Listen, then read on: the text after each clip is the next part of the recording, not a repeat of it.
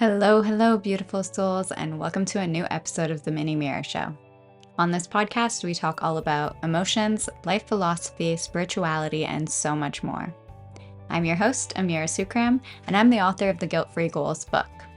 And I'm writing my second book on feelings-based living right now, and it is going so well, but also such a long process.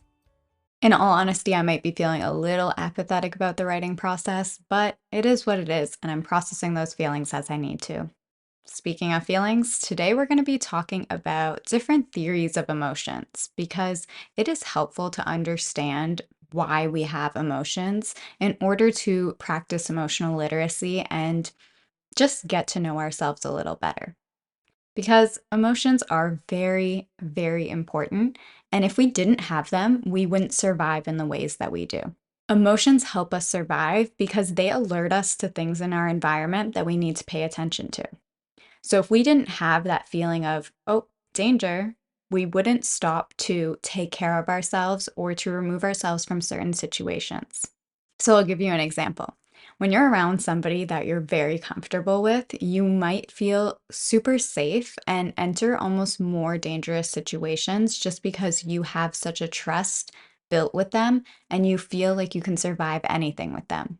So my mom and I were in Arizona once and we decided to take a shortcut through a forest, and as we were driving, the roads weren't paved.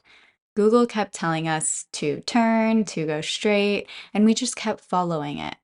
12 hours later, we were told by hunters that this was hunting grounds and that we were actually really lucky to be stuck where there was service because it was freezing, literally 0 degrees or below zero, in Kaibab Forest, and we got stuck overlooking the Grand Canyon. And this is an example of when our danger or our feelings of danger just kind of didn't alert us that something was wrong, and we just kept going without listening to our bodies. Because both of us knew that maybe we shouldn't be driving on roads that aren't paved, but we kept going. So, emotions are really important for this reason. And there are different theories of emotions that kind of alert us to the idea that emotions aren't felt in a singular way. We feel all different types of emotions in different ways. So you're never going to experience like the feeling of being scared in exactly the same way every time, though we might interpret it in our minds to be in the same way. So the way we interpret our emotions or the things going on in our bodies, when we start to have subjective thoughts about it, those are feelings. But when there's a physiological reaction in the body and we immediately know, oh, I'm scared, oh, I'm happy, oh, I'm angry, that is more of an emotion. So that's the little distinction between the two. One is very subjective, and the other is something physiological going on within you. The way that I like to think about this is what came first, the stimuli or the emotion? And there's actually not a concise answer for this when it comes to theories of emotion. One of the most popular studies about this is by Dutton and Aron, and they talk about a suspension bridge. So they have participants walk across this suspension bridge. I think all the participants are male, and as they're walking across, their heartbeat is racing, and they are getting more physiological reactions to walking across the bridge. They have some walking across like a very stable bridge, and the other one is less stable. In this study, at the end of some bridges, they had a conventionally attractive woman at the end.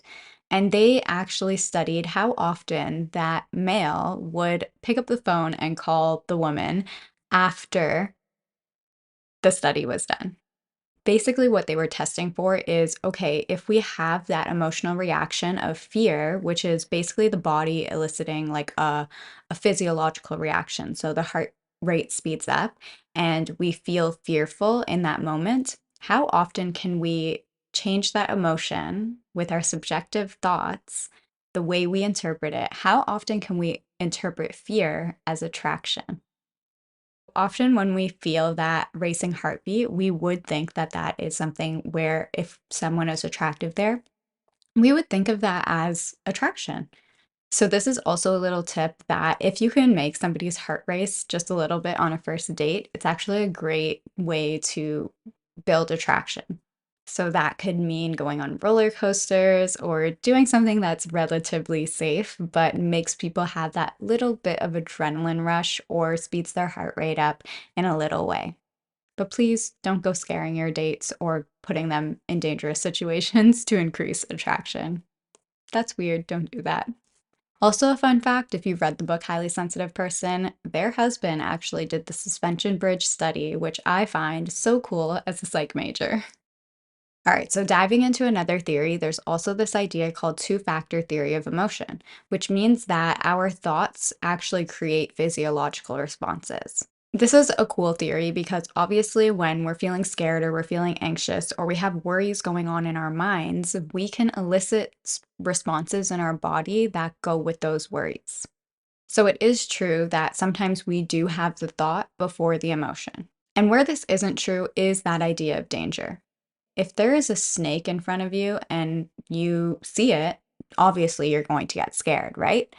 But there are also ideas where the snake could be behind you and you can inherently feel the danger. Your heart rate could speed up and you could know about what's going on in your environment around you before you even see the snake. So, while this theory is really cool, there are times where we do have thoughts that come before the emotion in our bodies. There's also this idea that we have the opposite happen too, where we have something going on in our bodies that we have to now interpret with our minds.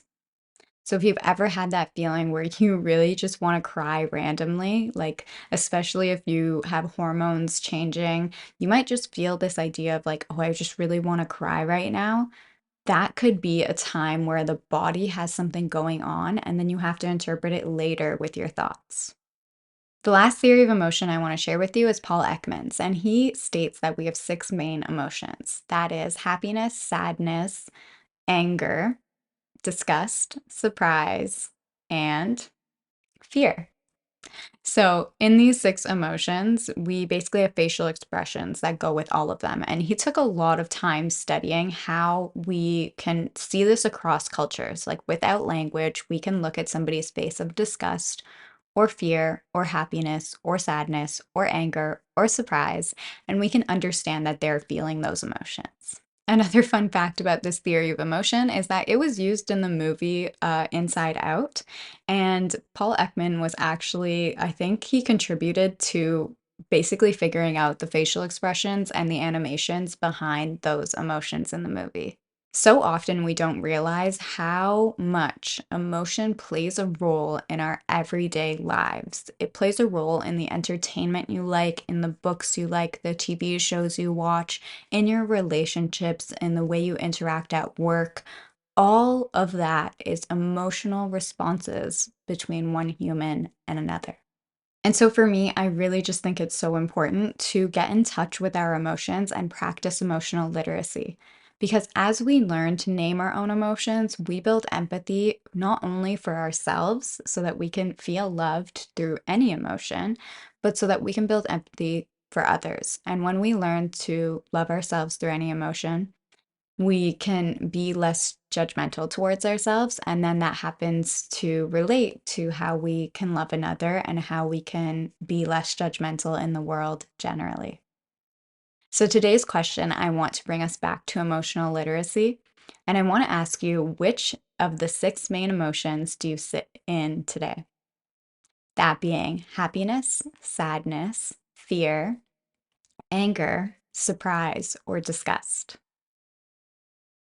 Personally, I woke up feeling a little bit confident, calm, and at peace. So I would say that I sit in the happiness category today. So, yeah, drop yours in the comments of this YouTube video or leave it on Spotify in the questions. And please like, share, subscribe, and support this podcast in any way that is available to you. Thank you so much for being here. I am so grateful for you. And I'm so amazed that we're already at episode 10 of the Mini Mirror Show. I'm so excited to continue sharing about emotions and just little short bite sized episodes for you. That's it for this week. Bye.